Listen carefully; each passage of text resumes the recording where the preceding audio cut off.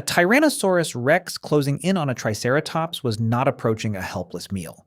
It was approaching several tons of muscle with two long brow horns pointed directly at its chest, a shorter horn above the nose, and a massive skull protecting the neck. One bad step could turn dinner into a crippling injury. That is the strange part about many ancient food webs. The animals being hunted were sometimes more heavily armed than the hunters. Predators had teeth and claws because they needed to kill.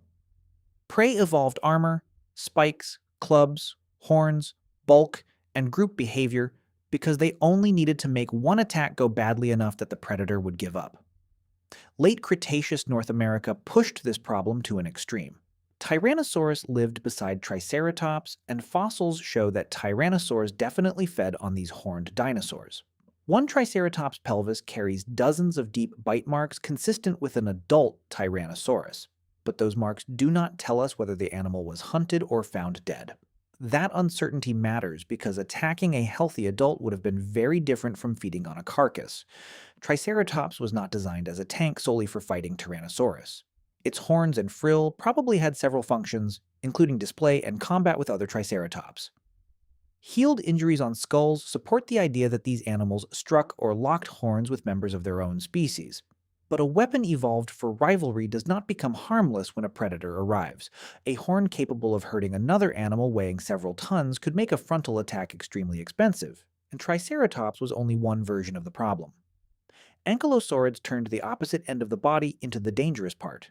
Their backs were covered in bony armor, while the tail ended in a stiff handle and a heavy knob that could swing sideways. Biomechanical studies suggest that the largest clubs could deliver enough force to break bone. The exact reason these clubs evolved is still debated. Evidence from injuries on the armored dinosaur Zool suggests that combat between ankylosaurs may have been especially important. Even so, a weapon strong enough to injure another ankylosaur would also be a serious warning to any predator standing within range. This changed the basic rules of hunting. A predator could be larger, faster, and equipped with a stronger bite, yet still lose the encounter through one damaged leg, one broken rib, or one deep puncture. In a world without surgery, even a wound that was not immediately fatal could end a hunter's life days or weeks later. So the real question was never whether a predator could kill the prey. It was whether the meal was worth surviving. That calculation becomes even harsher when the prey does not have to stand and fight alone. Many large herbivores probably moved in groups, and even loose social behavior changes the odds.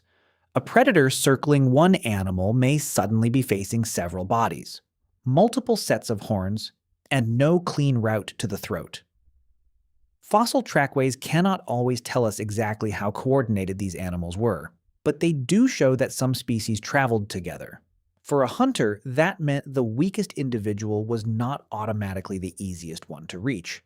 Ceratopsians made this especially difficult because their weapons faced forward. A predator attacking from the front risked the horns. An attack from the side brought it close to the legs and the swinging head. Coming from behind avoided the horns, but only until the animal turned. Tyrannosaurus was powerful, but it was not built to absorb repeated impacts from several tons of angry herbivore. The safest target was probably not a healthy adult in open ground. It was a juvenile, an injured animal, one trapped in mud, or an individual separated from the rest. Other prey solved the same problem with sheer size. The giant sauropods of the Jurassic and Cretaceous were not covered in armor, and most did not carry obvious weapons on the head. They simply grew beyond the comfortable limits of many predators. A full-grown sauropod could be too tall, too heavy, and too dangerous to tackle directly. Its feet could crush, its tail could strike, and even a stumble during an attack could injure everything involved. Large theropods may have hunted younger animals more often, scavenged adults, or attacked in groups, though direct evidence for coordinated pack hunting is limited and debated. That creates a useful distinction. The most dangerous prey was not always the animal with the sharpest defense. Sometimes it was the animal that forced the predator to take a terrible gamble. A spiked stegosaur could wound an attacker with its tail, a massive sauropod could kill one almost accidentally. A horned dinosaur could turn and charge. Different bodies created the same result. The predator had to get close, while the prey needed only one good hit. And this rule was not limited to dinosaurs. Long before them, Heavily armored fish, such as placoderms, occupied ancient seas, while later marine reptiles hunted animals that could bite back, ram, twist, or drag the fight underwater. In those environments, losing control for a few seconds could mean drowning, bleeding out, or being injured far from any place to rest. Predators may look like the dominant side of an ancient ecosystem, but their lives were controlled by prey. The defenses of the hunted shaped where attacks happened, which ages were targeted, and how much risk a hunter could afford. That pressure did not stop at stronger armor or bigger horns. It began changing the predators themselves. A hunter facing dangerous prey cannot rely on power alone. It needs control. The attack has to begin from the right angle, reach a vulnerable part of the body, and end before the target can turn the fight around. That helps explain why some prehistoric predators became so specialized. Smilodon is a good example. Its famous canine teeth were long and effective, but they were not built for careless contact with bone or a violently twisting animal. The cat also had unusually powerful forelimbs. Those limbs likely helped it hold prey still before delivering a more controlled bite to soft tissue.